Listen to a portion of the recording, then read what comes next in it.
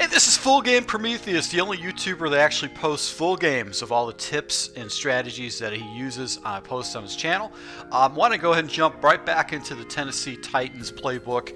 The formation we're going to take a look at is going to be the gun bunch week. And actually, this is a very, very popular formation that's been utilized in the Madden Bowl.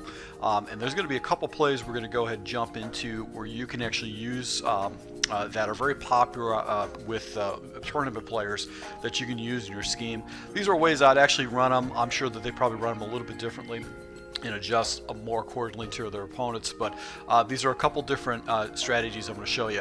Now I'm going to show you basically about 4 different passing plays, and then I'm going to show you basically 2 different running plays because it's very limited in this book. Let's go ahead and just take a look at the audibles really quick. Alright, so with the audibles you got spacing, halfback mid draw, verticals, and Titan bunch. I'm not going to use spacing, but I will use the halfback draw, especially if my opponent starts really focusing off to the bunch side. Verticals is a great play to use down by the red zone, and it's got like a money route that you can utilize against your opponent, especially if you got the right players. And then Titan bunch is just a really good play to go ahead and flood the right hand side of the field. It gives you fast reads, you get rid of the ball. It's kind of a harassment play that you can use against your opponent. Now the base plays we're going to use is going to be the counter, obviously, because that's the only running play that you can select. Also, we're going to utilize the Z spot. This is actually a strategy that top Madden players were using in the Madden Bowl, and I'm going to show you how a route actually is a harassment route against your opponent. And the final play we're going to take a look at is going to be the inside cross. I like this just because it's a complement to all the other plays that we have, so that's what I'm going to utilize, the inside cross. So let's go ahead and jump into the running plays, and then we'll go from there into the passing plays. You do want to put your best wide receiver off to the right hand side. So right now I've got Kendall Wright. I'm probably going to go ahead and put my better wide receiver in Rashard Matthews on the right hand side. So I want to put him on the bunch side. I was able to do that by actually adding a tight end, and I basically flipped my guys around. So I went with a dual tight end set, which the way I have my draft champions team set up, I'm actually going to have I've got two elite tight ends, and I've got pretty good wide receivers too. So it works out for me. Now running the counter, why? You just have to believe that the tight end is going to block for you, block the outside edge rusher. And we're just going to go against random big dime defenses.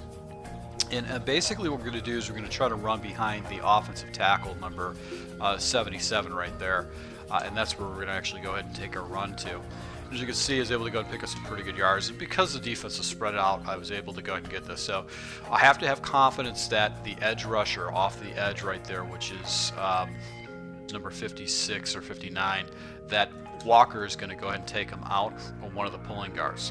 So I've got to be confident that's going to happen. It's usually best just to kind of hesitate a little bit and wait for the blocks to go ahead and set up. So this play can be boom or bust for you, and it's going to be a lot better for you once you have a situation where people are very conscious of what's going on the right hand side. So that's where you actually could hit your opponent up for a preferred big run. But you got to be confident that that pulling guard or that tight end is going to go ahead and take away that edge rusher. If you don't believe that's going to happen, I don't necessarily recommend running this Y counter play because you'll get yourself in a lot of trouble with it. Now the audible is going to be the draw, and this is a good play to go ahead and sprinkle into your scheme, especially if you got your opponent focusing off to the right hand side. You should get fairly easy blocking, especially if you're using the counter too, and you keep showing your opponent. Now with the draw or with the running game all together, you really want to take this outside guy right here and just go ahead and put him on the outside because you're going to be showing that pretty much for the rest of this game. Now I would have checked out of that. I've got 2 safeties actually pulling down. I'm not going to run a run play when I've got a box that's full. I've got 9 people filling gaps, so that's not an ideal situation. But right here, as you can see, with a fast running back, you might be able to go and make it to the outside. I'm sure you guys are familiar with using draws. I don't want to go ahead and do any more details with that, but it's a nice little way to go ahead and attack your opponent, make them respect the running game, and pick up some easy yards underneath. All right, so the next play we're going to take a look at is going to be the Z spot, and I want to show you this one first because this particular play was getting utilized in the Madden Bowl. I believe it was by Spot Me Please, and it actually has a unique route that is very, very difficult to stop.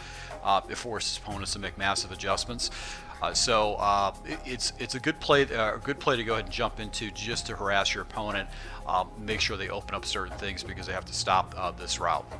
All right, so basically how I run this, and there's other ways you can run this, but your wild card route is going to be by Walker. I'm going to streak him up because I want to clear out the zone. Now, another thing I do too is I like to go ahead and take Fasano, which is my number 3 wide receiver, and put him on a smart route. And the reason I do this is it actually gives me a little bit more depth. Now, obviously, if it's a 2nd and 2, or 2nd and 4 situation, or 2nd and 6 situation, you want to leave the route as is. But if you're in a situation where it's like first and 10, you want to go and smart route Fasano's route out, that corner route out a little bit further because it gives you a little bit more depth. Now, what tournament players were doing is they were taking this wide receiver, motioning him out, and snapping the ball. And as you can see, he delays like that when he do that, and all the defenders actually float up. So if you take a look here, this guy just sits here, and all the defenders actually float up. They're completely floating up, but they're compensating for this streak. They're compensating for this corner route, and by that time it happens, I'm already catching the ball with a good 15 yards underneath, picking up a good 15 yards with that. So that was the trick play. That was the actual trick route right there. So you hit your opponent with this a couple times, and then he's going to start making adjustments to stop that because nobody can give up a good 10 yards per pass play with an underneath route that's just not getting covered. So once again, I'm going to streak up my number 1 wide receiver, my number 1 tight end, and then my number 3 wide receiver. I'm going to smart route him for a little bit more depth. Motion my guy out and snap the ball. Now, what's great about it too is that you're going to get a tell or a read on that right-hand side based on what happens with that route. So you can see right here, he stops. This defender comes biting down. There's no way he could be conscious of this guy and float up into the corner route right here. So corners typically beat man coverage, and as you can see right here, he actually just goes and turns this defender around, and right there he's wide open for an easy completion for another 10 yards. So this is a really good, easy concept to use to pick up easy yards. Now, conversely, I've also got this back corner post route. These post routes are very deadly against single coverage. They'll get very easy separation. You can pick up a good 20 yards, especially if your opponent starts taking a safety and pulling him down to take away this little annoying route right here. So I'm gonna motion my guy out, waits, and there he goes. You just wait for him to do that. You're gonna pick up good yards like that. Streak of my tight end, smart route my number 3 wide receiver, and then I'm going to go ahead and motion my wide receiver out, snap the ball. And this is a situation right here where you can set your opponent up for a big play on the backside with that post route. So once again, my first read is going to be down here, and this guy's still wide open. He's making a play right now. He can catch the ball right there 5 yards out if he doesn't compensate for it. But what's great about this is the route complement that you have on the backhand side. You've got this deep post route, and if you're on one-on-one coverage and he's got inside leverage against the defender, there's no way he's going to make a break, and you can just go ahead and cut this ball off short and get an easy completion for a good 20-yard gain. So that's really what's cool about this play, is that it allows you to go ahead and attack your opponent in different areas of the field. You've got a deep corner route, you've got this delayed route, which is just going to drive your opponent crazy. He's going to have to do whatever he can to stop it, and he's going to start making a lot of massive adjustments. Now, if you throw in another play, this is really going to catch your opponent off guard because now he's going to stop different areas. So that's where I'm going to jump into the inside cross as another complement play.